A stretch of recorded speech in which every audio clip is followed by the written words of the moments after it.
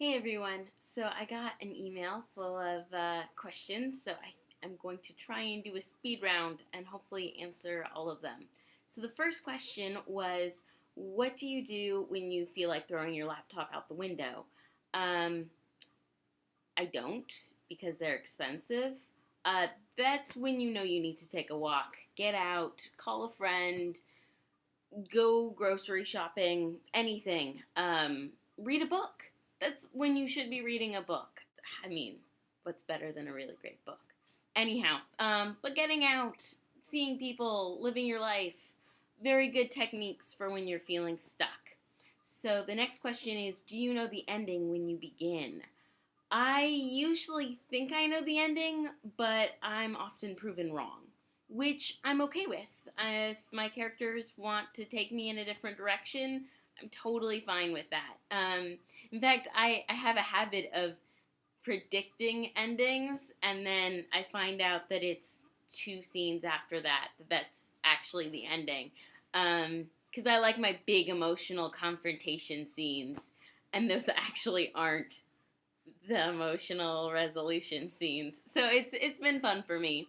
Um, but the way I write, I tend to get flashes. So I don't have the whole thing planned.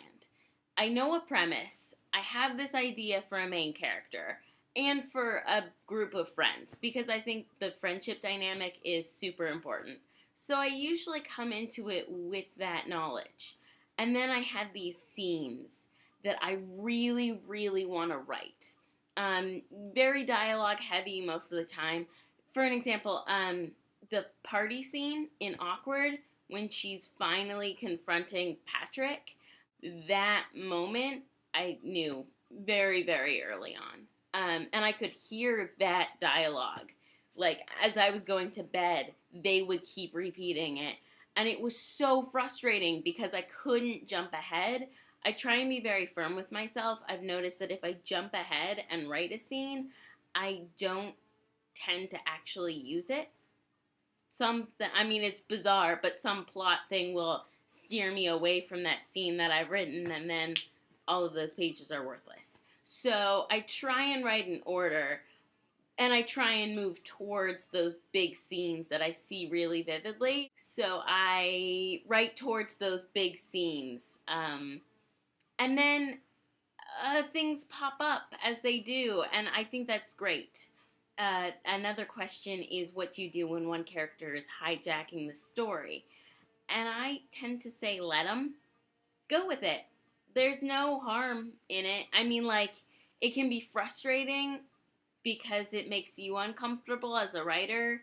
I think it makes you feel very much at that character's mercy, which you are, probably. But they know what they want, and as long as you're writing, I say you're solid. A great piece of advice that I've heard over and over, but deserves repeating, is that you can edit a bad page. You cannot edit a blank one. So keep that in mind. And even if it's terrible, even if you're convinced that this is the worst writing in the history of the world, which P.S. it's probably not, just get it on the page. You can always clean it up later.